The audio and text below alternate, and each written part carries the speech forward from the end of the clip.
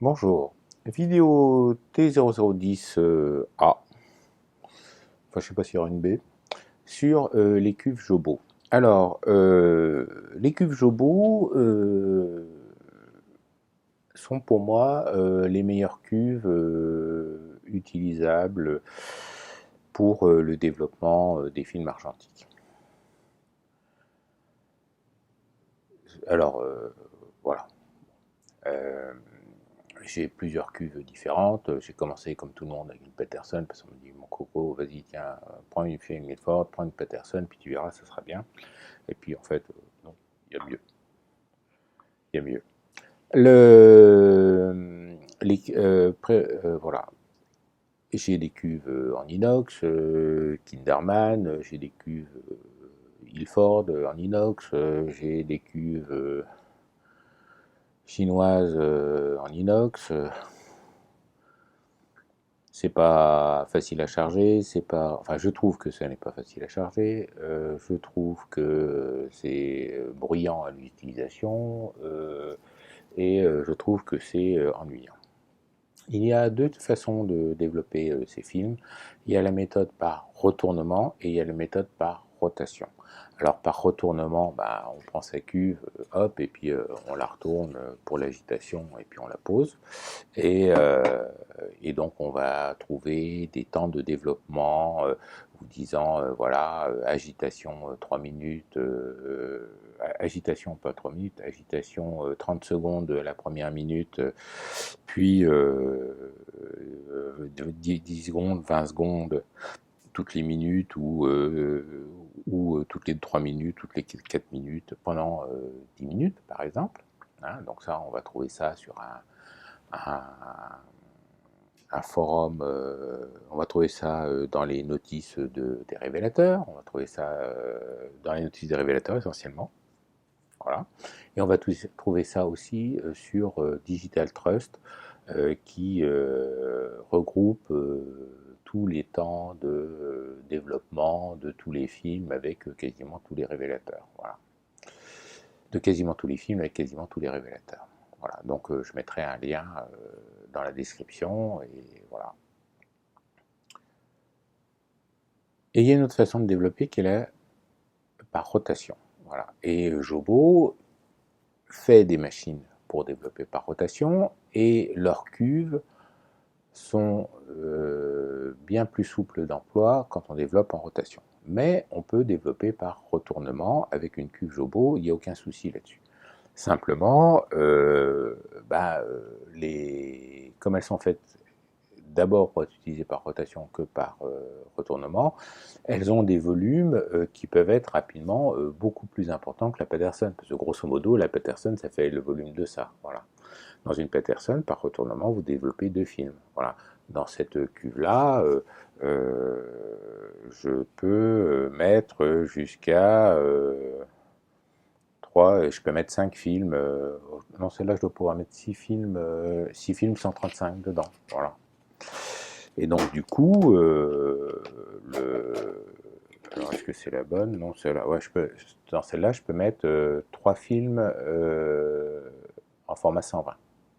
Alors, mes spires sont pas blanches, hein, parce que j'ai pas trouvé le bon produit pour bien les nettoyer, mais ça se charge sans problème et voilà. C'est bon, je vais avoir des réflexions sur voilà. Et celle-là, elle est encore réglée en 120. Et pour le 24-36, celle-là, je mets, voilà, donc dans la petite, voilà, je peux mettre, donc dans celle-là, je peux mettre 4 films, 4 films 135, et dans les grandes, je peux en mettre 5. Voilà. Alors, si on le fait par retournement, on se retrouve rapidement avec 1,5 litre, 2 litres de révélateur. En soi, c'est pas un problème. Simplement, c'est qu'à manipuler, bah, ça fait tout de suite très lourd. Ça fait tout de suite très lourd. Voilà. Le Jobo est une marque ancienne. Je ne sais pas de quand ça date, mais c'est ancien. Et donc, il y a l'ancienne gamme, qui est 1000, 2000, 4000, et il y a la nouvelle gamme, qui est 1500, 2500 et 3000. Et il y a la 2800, qui est que je ne sais pas situer, je ne sais pas si c'est dans la nouvelle gamme ou dans l'ancienne gamme. C'est-à-dire qu'il y a des références en 2800 dans la nouvelle gamme parce que c'est la version papier, et c'est des cuves pour le papier, et il y a une cuve à chargement plein jour qui doit être la 2840 de mémoire, qui est typiquement ancienne gamme. Voilà. Donc je sais pas exactement où la situer. Voilà. Le...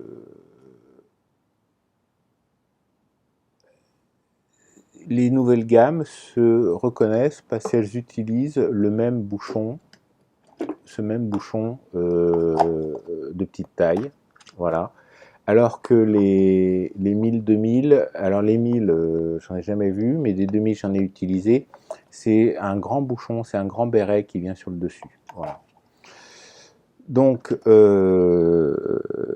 qu'est-ce qui change entre ces différentes gammes? Et ce qui change, c'est le diamètre extérieur des bobines. Voilà. Euh,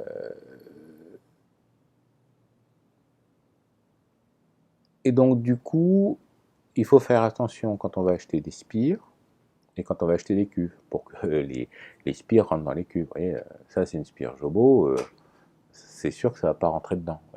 Donc ça c'est une spire de 1500, et ça c'est une cuve de la série 1500. Voilà. Il y a des cuves pour les films, et il y a des cuves pour développer le papier. Voilà. Alors, les cuves pour développer le papier, ben, je vous en ai pas amené parce que je dois pas en avoir. Qu'est-ce qui différencie une cuve film d'une cuve papier? La cuve pour le film a un entonnoir dans le bouchon. La différence se situe au niveau du bouchon. Et la différence se situe au niveau de, alors que je tourne dans le bon sens, au niveau d'une pièce.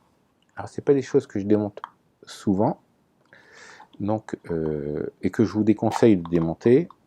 Voilà, donc on a une pièce là qui est un entonnoir. Donc ça, quand la cuve a cet entonnoir-là, c'est une cuve pour le film.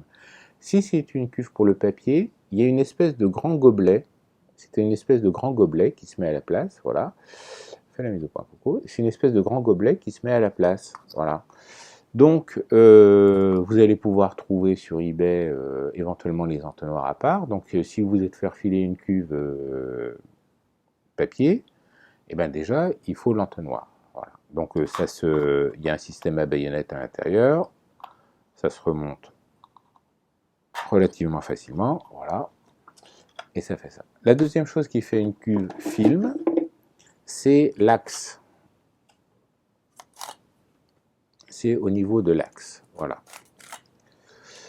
Et l'axe plus l'entonnoir crée l'étanchéité à la lumière. Donc, il ne faut pas utiliser de cuve sans axe. Sinon, elle n'est pas étanche à la lumière, et quand vous allez verser le liquide, bah, si vous faites ça en plein jour, vous voilez vos films. Voilà. Ça, c'est la première chose. L'axe est démontable. Alors là, il faut faire très attention parce que c'est relativement fin. Voilà. L'axe est démontable, donc il y a un système à baïonnette. Et de mémoire, il y a une taille de rallonge et il y a deux tailles de base. Donc il y a une taille de base pour deux spires, 135 mm, et il y a une taille de base pour une spire 135 mm. Mais toutes les rallonges font la même longueur. Voilà. Donc quand vous allez acheter une cuve, vérifiez sur les photos, ou faites-vous préciser par mail que l'axe est bien complet, est bien fourni, et qu'il n'est pas cassé, et qu'il est en bon état. Voilà. Et donc ça se monte, clac, et c'est une baïonnette, et ça se serre. Voilà. Alors, les axes sont les mêmes pour la série 2000 et pour les séries 1500, 2500. La série 3000 est une série à part. La série 1000, j'en ai jamais eu entre les mains, donc je ne vais pas dire de bêtises. Voilà.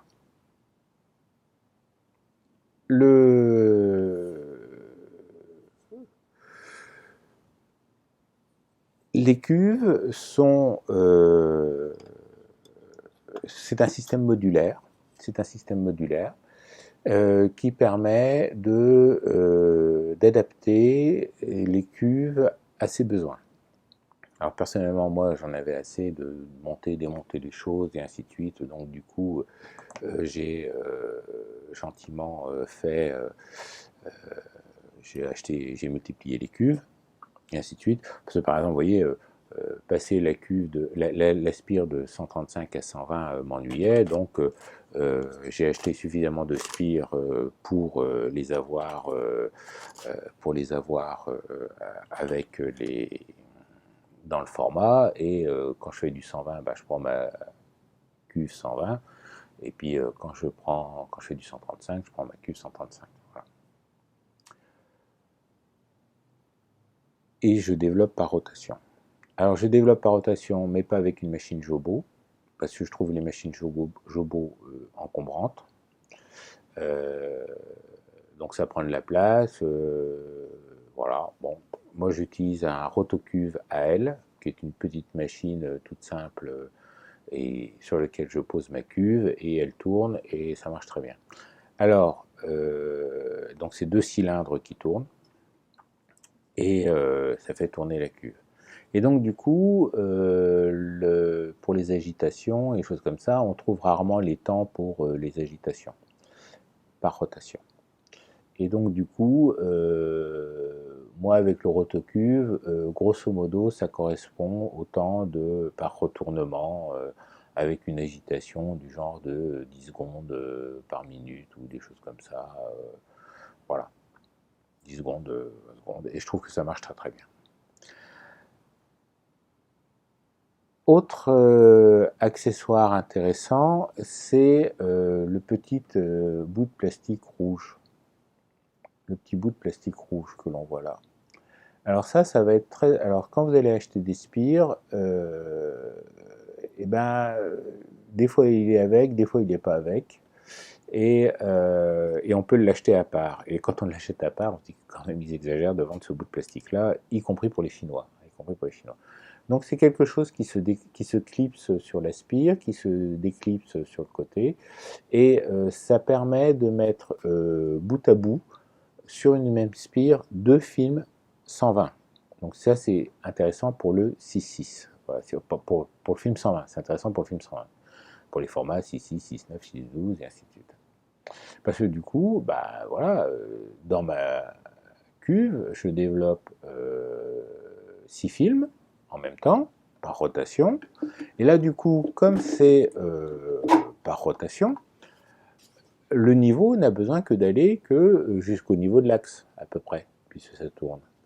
Et ça permet de développer dans une quantité de chimie très raisonnable, puisque grosso modo, il faut 700 millilitres, 600, 700 millilitres pour développer, pour faire fonctionner la cuve. Voilà.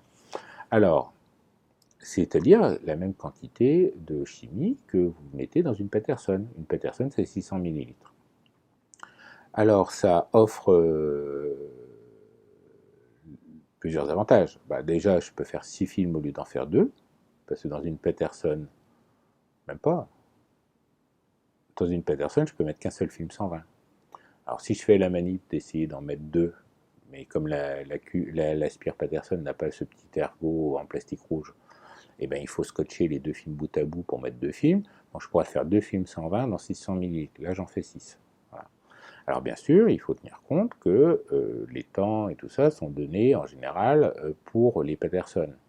Donc là, je vais développer 6 films avec la même quantité de chimie que pour 2 films. Donc, soit je vais faire une concentration différente du révélateur, soit je vais faire un temps de développement plus long.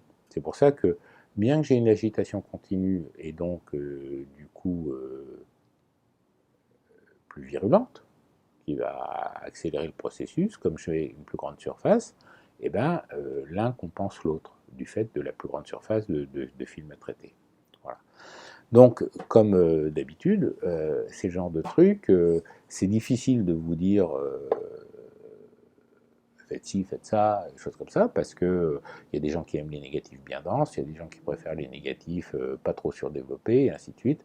Et donc, chacun va avoir midi à sa porte et va utiliser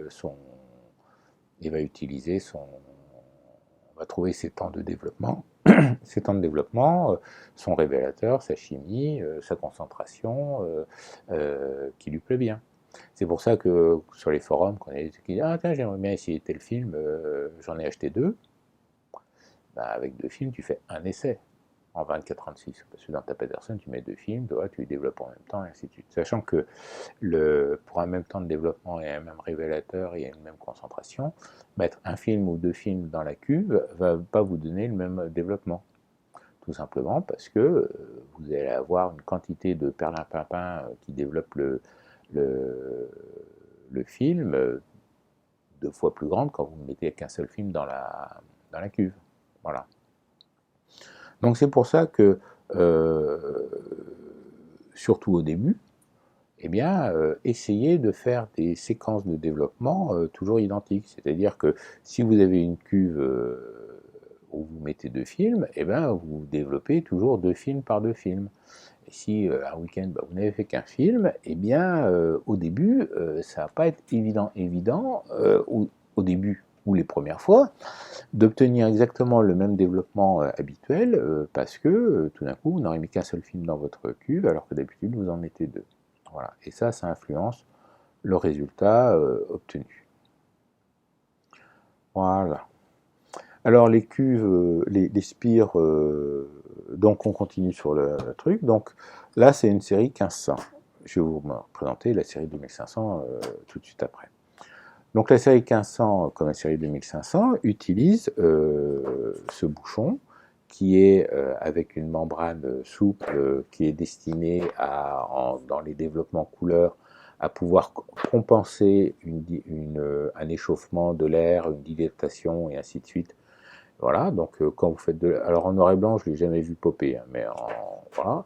Donc vous le retournez comme ça, vous le mettez au bout du bazar et vous tournez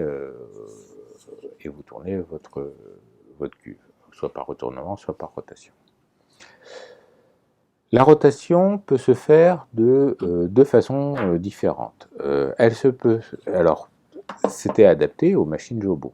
Et donc, en fait, on peut la faire de trois façons différentes. Toujours dans le système Jobo, la première rotation, ça va être une rotation par entraînement magnétique. Donc, on a un aimant, voilà, qui est un aimant un peu plus basique en ferrite, voilà, et cet aimant va venir se fixer au cul des cuves. Donc, vous pouvez trouver des cuves avec aimant ou sans aimant, voilà. Et l'aimant, il se fixe, alors je vais pas le fixer parce que, enfin il se fixe et puis ça tient bien, pour l'enlever c'est pas évident, voilà, mais bon, l'aimant est utilisable pour ça, pour les machines Jobo, à entraînement par aimant. Ils ont fait un autre système qui est un système à entraînement par engrenage, voilà, par engrenage, COG en anglais. Voilà, donc COG, C-O-G, hein. Oui, c'est ça, COG en anglais, ça c'est l'engrenage. Alors ça, la cuve, donc, ça c'est un bouchon de 2500, la cuve est entraînée par le nez, et donc ça va sur les machines Jobo Lift, qui utilisent un bras pour vider la cuve, et on remplit dans l'entonnoir de la machine pour remettre la chimie dedans. Voilà. C'est un système avec entonnoir, et l'entonnoir qui est là, c'est le même qui va dans la série 1500. Voilà. Et les axes centraux sont les mêmes qui vont dans la série 1500. Donc si vous trouvez, ou si vous achetez une cuve faite pour du papier et que vous voulez la transformer en cuve pour le film, c'est possible. Et inversement, pareil, hein, il suffit d'enlever l'entonnoir, de mettre un gobelet, de ne pas mettre l'axe, et puis vous mettez votre papier dedans, et ça fonctionne très très bien. Parce que, alors je ne voudrais pas dire de bêtises, mais alors les 1500, non, les 1500 n'ont pas de rayures. Alors les 1500 n'ont pas de rayures, oui. Oui, les 1500 n'ont pas de rayures pour mettre les papiers, mais les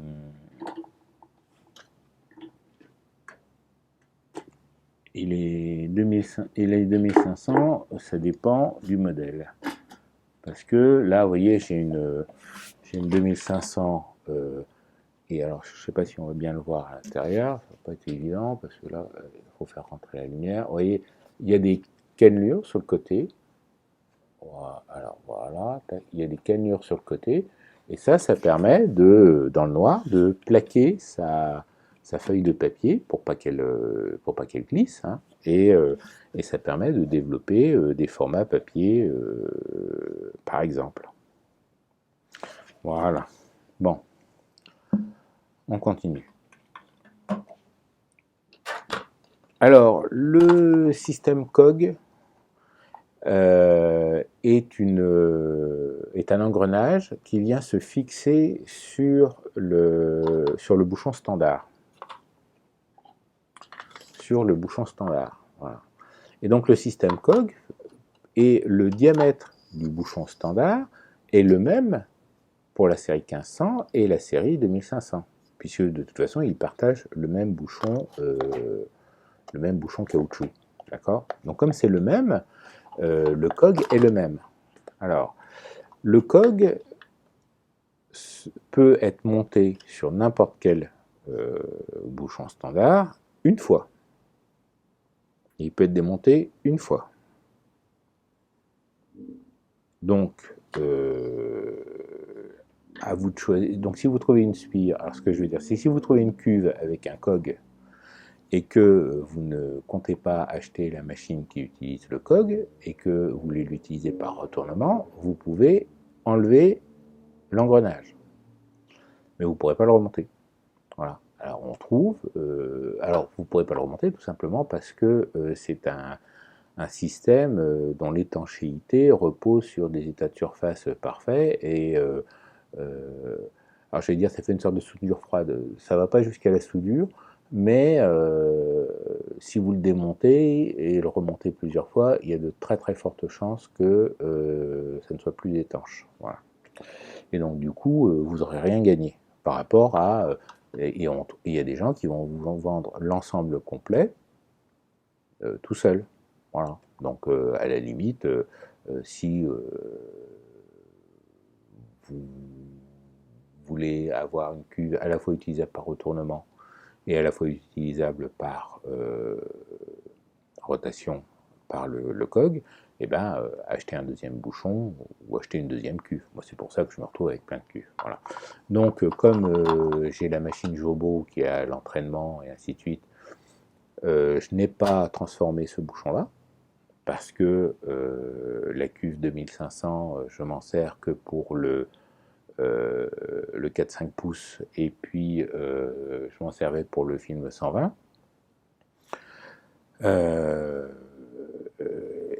Donc du coup, comme chez la machine, je ne sais pas bousiller ça, mais j'en avais un qui avait une dent qui était pétée, je l'ai enlevé, et puis je m'en sers par rotation avec mon système à moi. Donc, deux types d'entraînement chez Jobo, l'aimant et l'engrenage. Moi, j'utilise un troisième système qui est donc le rotocuve à elle, qui est un système très simple avec un moteur à shunt. on ne peut plus basiques, c'est les mêmes moteurs qu'on trouve dans les ventilateurs. Et puis avec un entraînement par courroie, et puis il y a 2 cylindres qui tournent. Alors il est intéressant celui-là parce que c'est 2 cylindres qui tournent. Il y a d'autres machines pour retourner les cuves chez Ilford, chez Bessler, et, par exemple, qui utilisent 4 roues. Et ces systèmes à 4 roues, ils sont pas bons, il ne faut pas les prendre. Il faut prendre celui où il y a, donc, et je crois qu'il n'y a que AL qui le fait, qui est le rotocuve, où c'est 2 cylindres qui tournent. Et donc du coup, l'avantage des 2 cylindres, c'est que j'utilise donc des cuves soit avec une rallonge, et donc dans ce cas-là, je roule sur les 2 diamètres identiques. Voilà. Je roule sur les 2 diamètres identiques. Soit j'utilise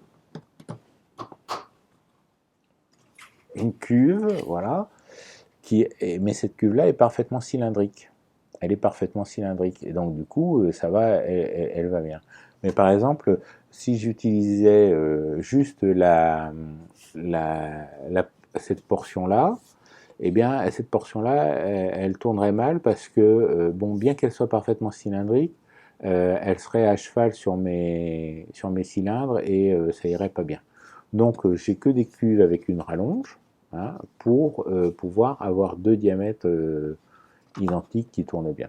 Alors cette machine-là, d'abord elle est dans la pièce à côté, donc je ne vais pas aller la chercher. Et puis, qu'est-ce que je veux dire, elle est pas forcément facile à trouver, mais par contre elle est facilement copiable. Hein.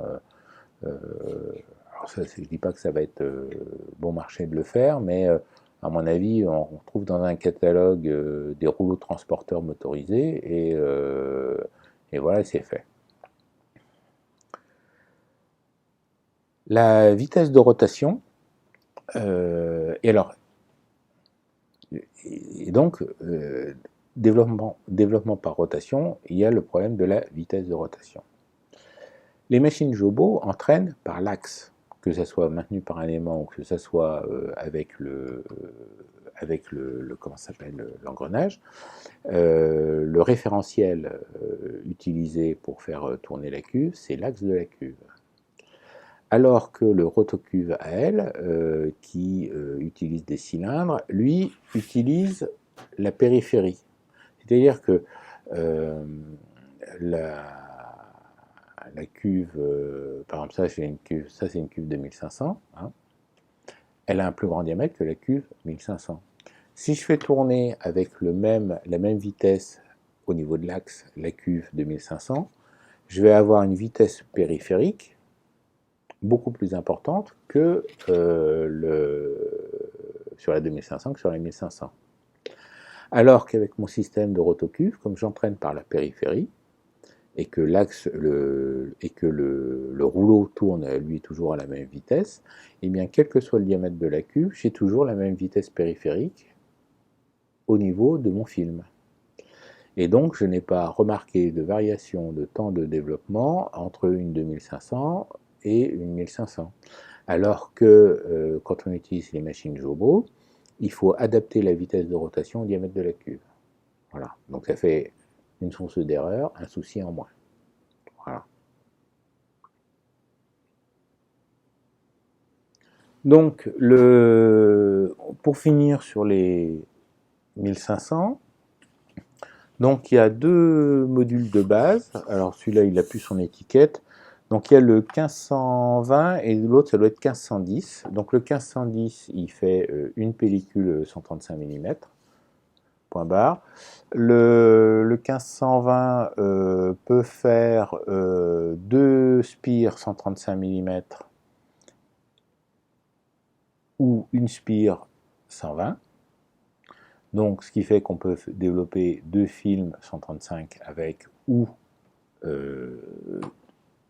2 films 120, mais parce qu'on en met 2 sur la même spire. Hop, voilà, tac, tac, vas-y, fais la mise au point coco, voilà, hop, hop. Et donc il faut lire là, et donc ça développe avec, par rotation, avec 240 millilitres. Voilà, avec 240 millilitres par rotation. Voilà. Et par retournement avec 470 millilitres. Voilà. Je peux mettre au bout une rallonge qui a la référence 1530, et qui va nécessiter par rotation 330 ml de plus et par retournement 700 ml de plus. Voilà, 700 ml de plus. Et du coup, je peux faire 3 films 135 de plus ou 4 films 120 de plus. Voilà, dans le tableau. Donc ça s'additionne. Vous voyez ce que je veux dire? Ça s'additionne. Voilà. C'est là où je vais en venir. Et donc je peux mettre 2 spires 120 avec une rallonge, et puis là je pouvais en mettre une, donc du coup je peux mettre 3 spires 120, par exemple. Voilà. C'est comme ça que ça fonctionne. Alors par rotation, bah, on est à 240 plus 330, donc ça nous fait du 570, donc grosso modo avec 600 ml, donc comme une spire, comme une cuve Jobo, je peux faire tourner ma cuve. Donc vous voyez, alors ça s'ouvre, on met le bouchon et puis on clipse le bazar, et ça c'est étanche. Il n'y a pas de joint, étonnamment il n'y a pas de joint, mais c'est étanche et ça marche bien et ça ne fuit pas. Donc du coup, voilà, avec 600 ml ça tourne, et mon rotocuve à elle n'a pas de souci à entraîner ça. Par retournement, on est à 470 plus 700, donc ça fait 1170 millilitres. Donc ça fait 1 kg, 1 kg 2 quoi, 1200, ça fait 1 litre, 1 litre,2. Bon, 1 litre,2, ça fait 1 kg 2, plus le poids de l'aspire, plus le poids des films, et ainsi de suite, le poids de la cuve, ça commence à faire. Mais, entre guillemets, avant de régler le problème de la rotation, achetez quand même une Jobo, parce que même une comme ça, vous pouvez la manipuler par rotation. Alors, vous allez dire, bah oui, mais t'es gentil Coco, là, tu nous présentes une cuve qui fait 5 spires. Bon, 5 spires de 24,36. Et si je veux faire que 3 films, eh ben, il n'y a aucun souci. Parce que bien sûr, on peut mettre moins de spires que le total. On n'est pas obligé de mettre des films sur toutes les spires. Si on a peur que les spires se cassent la gueule et ainsi de suite, c'est une possibilité. Mais c'est un gros avantage. Parce que si vous mettez les spires en haut et puis des spires vides en bas, ou pas de spires du tout d'ailleurs, enfin, vous mettiez des spires vides en bas, bah du coup, quand vous allez faire que 3 films, bah quand vous allez les verser, ça va passer par l'entonnoir, ça va passer par le canal, et le fond, et la chimie va monter par le bas. Et donc vous allez monter vos trucs, et du coup, vous avez largement le temps de remplir, avant que ce soit rempli complètement, et puis de commencer la rotation. Parce que ça, c'est aussi un autre problème. Rentrer 600 ml de chimie dans la cuve, ça prend pas trop de temps. En rentrer 1,2 litre, ça commence à être longuet. Voilà. Et donc du coup, le développement commence en bas, que vous n'avez pas fini de remplir en haut. Bon, ça peut être un souci pour les gens qui sont effrayés de tout. En fait, dans la vie courante, non. Si ça vous inquiète, eh ben, prenez des dilutions qui vont faire des temps de révélation plutôt longs. Voilà, parce que si vous mettez 30 secondes pour remplir la chimie et 30 secondes pour la vider, ben, si vous avez un temps de développement de 12 minutes ou 18 minutes ou 20 minutes, ça va pas avoir une influence prépondérante. Si vous avez un temps de révélateur à 6 minutes, ça commence à être prépondérant. Voilà. Comme c'est le même entonnoir, ça va utiliser la même trompe que je vous ai déjà présentée pour les cuves Peterson, mais c'est une trompe Jobo, hein, c'est marqué dessus. Alors je ne sais pas si on va le voir parce que c'est transparent, mais voilà, c'est une trompe Jobo. Donc on enquille ça dans le sommet du truc, ça on met ça dans le robinet d'eau froide, enfin, dans le robinet, et puis on fait couler l'eau. Il y a un petit bouton, il y a un petit trou ici. Il y a un petit trou ici, on le bouche avec le doigt, on règle pour que le niveau d'eau arrive entre les deux traits rouges, et on fait et après bien sûr on enlève le doigt, et puis on fait couler, et donc ça aspire de l'air en même temps que ça injecte de l'eau dans le système, et du coup vous avez une eau avec des bulles, et ça favorise l'agitation, et ça favorise le nettoyage, et ça marche très très bien. Voilà. Et donc grosso modo, en 10 minutes, vous avez torché le système. Donc la rallonge, elle existe donc en référence 1530, donc qui est la rallonge film, donc qui est livrée normalement avec l'axe, mais elle existe aussi en 1525, et ça c'est la rallonge papier. Et donc là on vous dit, voilà, elle consomme 50 millilitres. En fait c'est la rallonge papier. Alors la rallonge papier n'est pas livrée avec l'axe, donc il faut acheter une rallonge d'axe à part, si vous voulez faire du film avec, bien sûr, et bien sûr, elle prend les quantités de chimie de la 1530. Hein. C'est exactement le même objet. Il n'est pas plus long, il n'est pas... Je dis ça, je n'ai jamais vérifié. Non, il n'est pas plus long, c'est exactement la même chose, et ainsi de suite. Hein. Voilà. D'ailleurs, le truc, c'est juste un autocollant. Hein. Voilà, c'est juste un autocollant. Et il vous donne les références. Donc, l'aimant, c'est la référence 1504 pour pour l'aimant, et c'est la référence 1503 pour le COG, pour l'engrenage. Voilà. Bon, ceci va donc finir la T0010A sur les Jobo 1500. Voilà. Donc ça, c'est les Jobo 1500 en fait. 1500, voilà. Donc, comme d'habitude, soyez éco hein, pour essayer de comprendre, d'optimiser. Faites des images. Au revoir.